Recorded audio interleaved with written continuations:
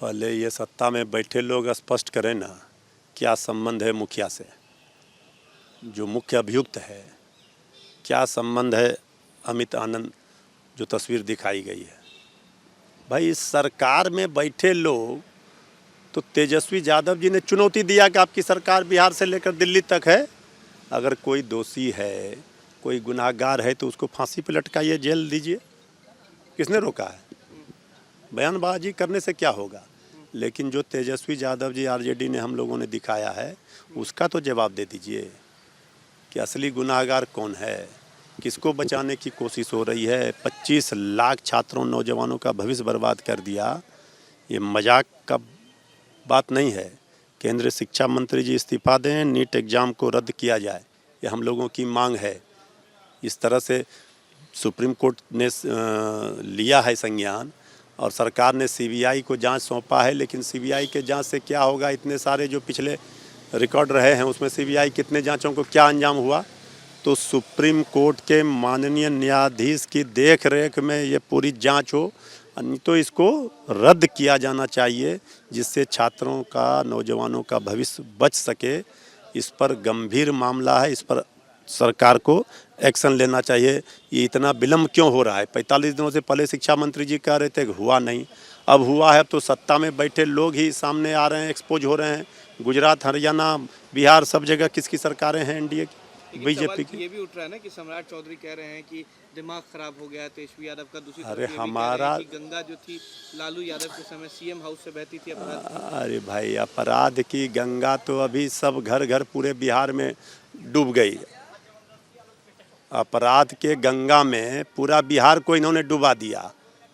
अब ये सब कैसेट बजाने से नहीं चलेगा।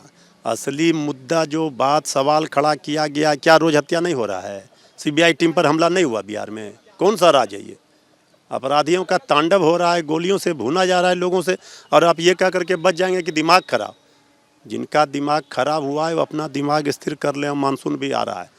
एक सवाल है कि संसद में पहली बार ऐसा हुआ है कि विपक्ष ने अपने स्पीकर का नाम सामने किया। इससे पहले आज तक कभी नहीं हुआ था। अब लगातार विपक्ष पर ही सवाल खड़ा देखिए, ये किया जा रहा है। 72 वर्षों के संसदीय इतिहास में पहली बार विपक्ष ने उम्मीदवार दिया, इसलिए कि 10 वर्षों से जो मनमानी चल रही थी केंद्र सरकार की, प्रधानमंत्री जी की, उस पर लगाम लगाना जरूरी था।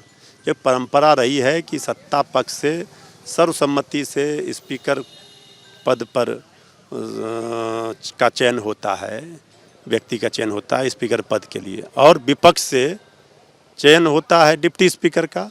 लेकिन उस पर ये तैयार नहीं हुए। इंडिया गठबंधन के नेताओं ने लगातार कहा कि आप डिप्टी स्पीकर हमें दीजिए विपक्ष को। जब नहीं तैयार हुए तो वैसे विवादित लोकसभा के माननीय अध्यक्ष जो अभी फिर से उम्मीदवार बने हैं, आदरणीय ओम बिरला जी, उनका 5 साल में देखिए विपक्ष के प्रति क्या रवैया रहा। सत्ता पक्ष के लिए काम करते रहे, उस चेयर पर बैठकर, संवैधानिक कुर्सी पर, लोकसभा के अध्यक्ष के पद पर बैठ करके वो सबके हैं, लेकिन वो तो सिर्फ विपक्ष के सांसदों को निलंबित करने में लग गए। तो के सुरेश जी दलित चेहरा हैं, 8 बार के माननीय सांसद हैं, उनको मैदान में उतारा है इंडिया गठबंधन ने। मुकाबला होगा, सत्ता पर लगाम लगना चाहिए। किसी के मनमानी, किसी के हिटलर शाही को अब बर्दाश्त नहीं किया जाएगा, क्योंकि अब विपक्ष के पास भी संख्या बल है।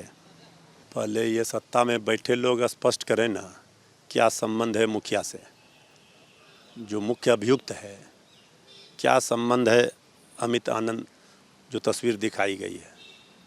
भाई इस सरकार में बैठे लोग तो तेजस्वी यादव जी ने चुनौती दिया कि आपकी सरकार बिहार से लेकर दिल्ली तक है, अगर कोई दोषी है, कोई गुनाहगार है तो उसको फांसी पे लटकाइए, जेल दीजिए। किसने रोका है? बयानबाजी करने से क्या होगा। लेकिन जो तेजस्वी यादव जी आरजेडी ने हम लोगों ने दिखाया है उसका तो जवाब दे दीजिए कि असली गुनाहगार कौन है, किसको बचाने की कोशिश हो रही है। 25 लाख छात्रों, नौजवानों का भविष्य बर्बाद कर दिया, ये मजाक का बात नहीं है।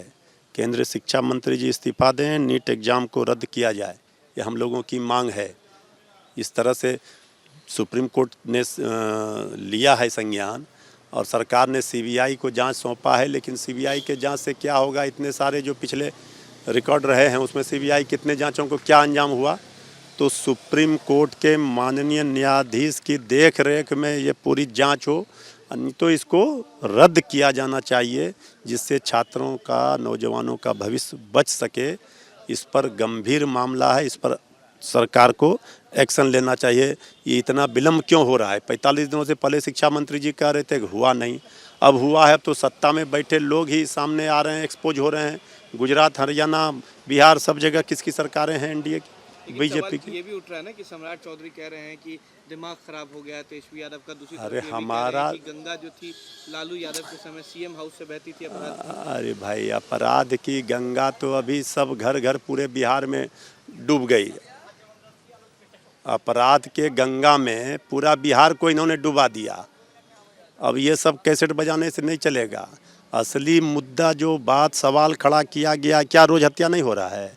सीबीआई टीम पर हमला नहीं हुआ बिहार में? कौन सा राज है ये? अपराधियों का तांडव हो रहा है, गोलियों से भूना जा रहा है लोगों से, और आप ये कह करके बच जाएंगे कि दिमाग खराब। जिनका दिमाग खराब हुआ है वो अपना दिमाग स्थिर कर ले। मानसून भी आ रहा है। एक सवाल है कि संसद में पहली बार ऐसा हुआ है कि विपक्ष ने अपने स्पीकर का नाम सामने किया। इससे पहले आज तक कभी नहीं हुआ था। अब लगातार विपक्ष पर ही सवाल खड़ा देखिए, ये किया जा रहा है। 72 वर्षों के संसदीय इतिहास में पहली बार विपक्ष ने उम्मीदवार दिया, इसलिए कि 10 वर्षों से जो मनमानी चल रही थी केंद्र सरकार की, प्रधानमंत्री जी की, उस पर लगाम लगाना जरूरी था। ये परंपरा रही है कि सत्ता पक्ष से सर्वसम्मति से स्पीकर पद पर का चयन होता है, व्यक्ति का चयन होता है स्पीकर पद के लिए, और विपक्ष से चयन होता है डिप्टी स्पीकर का। लेकिन उस पर ये तैयार नहीं हुए। इंडिया गठबंधन के नेताओं ने लगातार कहा कि आप डिप्टी स्पीकर हमें दीजिए विपक्ष को। जब नहीं तैयार हुए तो वैसे विवादित लोकसभा के माननीय अध्यक्ष, जो अभी फिर से उम्मीदवार बने हैं, आदरणीय ओम बिरला जी, उनका 5 साल में देखिए विपक्ष के प्रति क्या रवैया रहा। सत्ता पक्ष के लिए काम करते रहे, उस चेयर पर बैठकर, संवैधानिक कुर्सी पर, लोकसभा के अध्यक्ष के पद पर बैठ करके वो सबके हैं, लेकिन वो तो सिर्फ विपक्ष के सांसदों को निलंबित करने में लग गए। तो के सुरेश जी दलित चेहरा हैं, 8 बार के माननीय सांसद हैं, उनको मैदान में उतारा है इंडिया गठबंधन ने। मुकाबला होगा, सत्ता पर लगाम लगना चाहिए। किसी के मनमानी, किसी के हिटलर शाही को अब बर्दाश्त नहीं किया जाएगा, क्योंकि अब विपक्ष के पास भी संख्या बल है। पहले ये सत्ता में बैठे लोग स्पष्ट करें ना, क्या संबंध है मुखिया से, जो मुख्य अभियुक्त है? क्या संबंध है अमित आनंद, जो तस्वीर दिखाई गई है?